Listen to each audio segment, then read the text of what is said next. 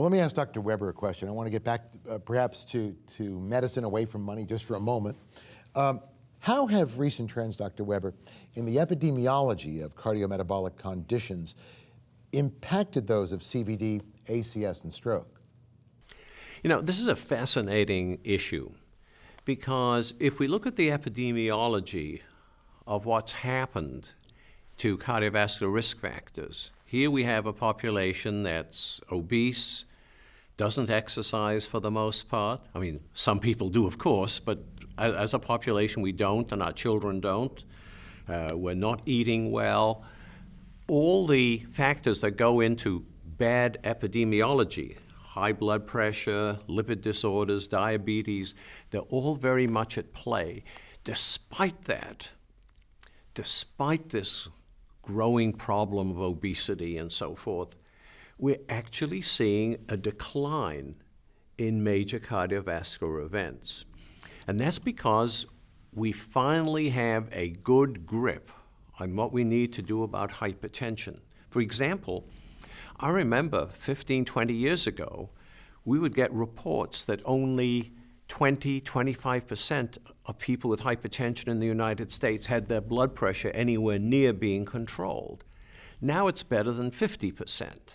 Now, this still means there's a lot of people who don't have good management of their high blood pressure, but we've doubled our success rate. And the same thing would go for cholesterol. We're terrific at reducing LDL cholesterol in most people. We're doing a good job with diabetes. By no means perfect, but a pretty good job. And when you look now at heart attacks and strokes, which were the main killers of people in the United States for so many years, for decades, it still is the main killer, but it is diminishing. And soon another condition, sad to say, cancer, will be the #1 cause of death in the United States. It's not that cancer is becoming more prevalent, it's because we are doing a better job at keeping our patients alive despite all of these cardiovascular issues. And we're doing a very good job overall. Of course we could do a lot better and must do a lot better, but still I think we can sit back and say, so far so good.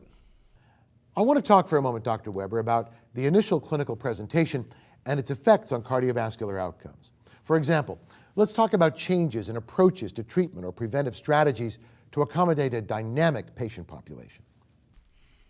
Where I think we've made terrific progress has been in getting our hands on more modern pharmaceutical agents that are well tolerated and powerful. It's much easier to treat hypertension now than it was 20 years ago, and far, far easier than it was 40 years ago. We now have drugs that basically have no side effects, are very effective.